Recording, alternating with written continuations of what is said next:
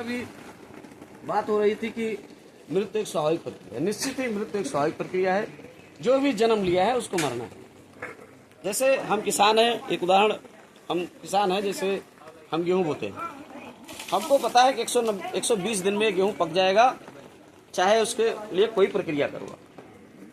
उसके डीएनए में लिख उठा है कि 120 दिन में वो पक जाएगा। बोरी पे लिख उठता है 130 दिन गेहूं है, 90 दिन गेहूं है, और उसमें वो पक जाएगा। अब अलग बात है कि लीलगाह रौंद दे, कि कोई आंधी तूफान आ जाए, मतलब आकस्मिक मृत्यु न हो, तो अपने समय पर उसकी कोशिकाओं में लिखा है कितने वर्ष में मरेगा। अगर उसमें कोई रोग दुख ना हो तो मरेगा। मृत्यु एक स्वाभाविक प्रक्रिया है, और केवल मनुष्य नहीं मरता, सारे प्राणी जन्म लेते और मरते हैं ना। तो एक ये सृष्टि जो चल रही है, दुनिया जो चल रही है, उसकी एक प्रक्रिया है। कोई मरेगा, कोई जिएगा, कोई मरेगा, कोई जिएगा, है ना। लेकिन फिर भी हमें इतना ज्ञान है कि ये स्वाभाविक प्रक्रिया है। फिर भी अगर कोई बिछड़ता है तो उसके लिए हम कहीं न कहीं शोक संतप्त होते हैं। और शोक संतप्त होने पर, क्योंकि हमारे यहाँ बहुत पहले से जो रूढ़िवादिता चली आ रही थी, रूढ़िवादिता इसलिए चली आ रही थी, शायद लोगों को समझ ना रहा हो इससे क्या होता है, इससे क्या होता है। इसी से सब कुछ होता है।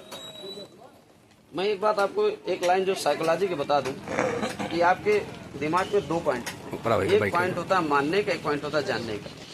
एक पॉइंट जानने की जिद करता है। जब बच्चा छोटा रहता है तो हर चीज जानना चाहता है, हर चीज जानना चाहता है, क्यों हो रहा है, ऐसा क्यों हो रहा है, ऐसा क्यों हो रहा है, हर चीज जानना चाहता है। लेकिन एक पॉइंट है मानने वाला। हम क्या करते हैं, उसको हिट करते हैं बार बार। अरे ठीक है, जो चल रहा है चलने दो, जो चल रहा है चलने दो।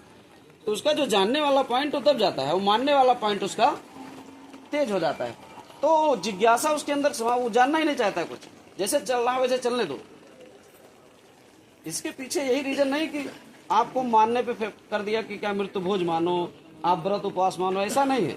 आप इसके साथ ये भी मानो कि आप गरीब हो, आपके खेत नहीं है, तो ये आपका भाग्य है, आपका नसीब है। मैंने ये व्यवस्था का दोष नहीं है, मैंने आपका खेत जमीन बाग नहीं छीना है, आपके ईश्वर ने छीना है, पूर्व जन्म के आपके कर्म ने छीना। इसको मनवाना वो चाहता है।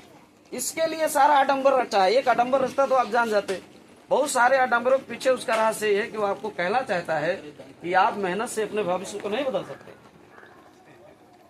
आपके भविष्य के लिए, आपके बच्चों के भविष्य के लिए, आपकी गरीबी के लिए, आपके जो इतना अंधविश्वास पाखंड, इसके लिए कोई पंडित, ब्राह्मण, पुरोहित ये नहीं जिम्मेदार है, कोई साथ नहीं जिम्मेदार, आपके पूर्व जन्म को कर्म जिम्मेदार है।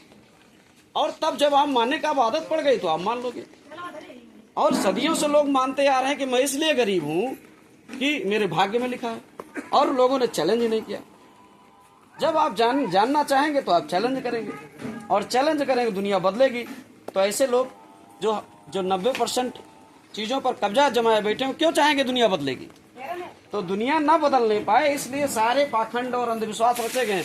इनके पीछे वही, आप लोग सोचते होंगे कि जो ब्राह्मण को 2 पूड़ी खिला देने से क्या होता है। 2 पूड़ी खिलाने की प्रक्रिया के लिए उसने नहीं किया है पाखंड, उसने किया 90% चीजों पर कब्जा। आप कांवड़ निकालता है, कांवड़ निकालता ना, तो कांवड़ निकालता है तो इसलिए नहीं निकालता कि कोई एक दिन का कार्यक्रम है या उससे 2000-4000 मुझे मिल जाएगी, इसलिए नहीं निकालता। वो इसलिए निकालता है कि आपकी जो पीढ़ियां हैं वो तार्किक हो जाएं, वो मानने लग जाएं, और विज्ञान की तरफ, चेतना की तरफ आपका दिमाग न जाए, और चीजों को आप चैलेंज न करें। जिस दिन आप चीजों को चैलेंज करना शुरू कर देंगे, उस दिन क्या होगा, दुनिया बदल जाएगी।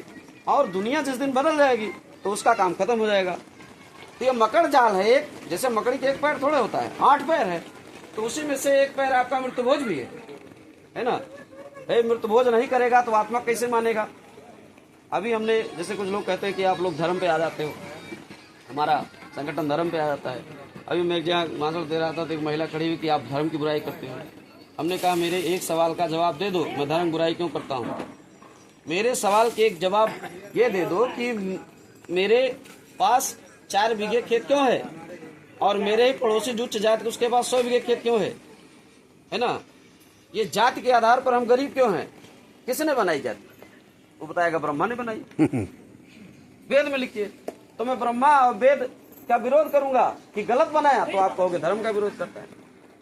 मैं पूछूंगा मैं गरीब क्यों हूँ, तो उत्तर देंगे आपका भाग्य है। तो मैं पूछूंगा भाग्य कौन लिखता है, तो कोई ईश्वर। मैं ईश्वर विरोध करूंगा, कैसे लिख दिया उठपटांग। जो मेहनत कर रहा है वो नीचा, मेहनत कस है वो अपमानित है, जो दलाली खाता है वो पूजा, उसकी पूजा हो रही है। जो दलाली खाता है दिन भर झूठ बोलकर, उसकी पूजा हो रही समाज में कि नहीं? उसके बच्चे आगे हैं, उसकी पूजा हो रही है। वो पहुंचता है तो पाए लगी, अपने बाप से पहले की कीन की नहीं, पूरे समाज में अपने बाप से पहले की कीन, वो घुसा पाए लगी। तो एक सिस्टम नहीं है, बहुत सारे सिस्टम इसलिए बनाए गए कि आप इसी अंधकूप में बने रहो और अपने बच्चों को पीढ़ियों की सिम डालते रहो। आप जिस दिन जागृत हो जाओगे उनका नुकसान होगा।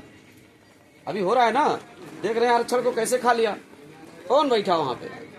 क्या उसके अंदर न्याय है? वो कुल मिला के उसका सिस्टम है कि आप वहां तक पहुंचो नहीं, वो आराम से करता रहे, आप इसमें फंसे रहो। और हमारे संगठन का, डॉक्टर रामस्वरूप वर्मा का जो था आर्जक क्रांति थी, उसका मकसद ये था कि दुनिया बदलनी है।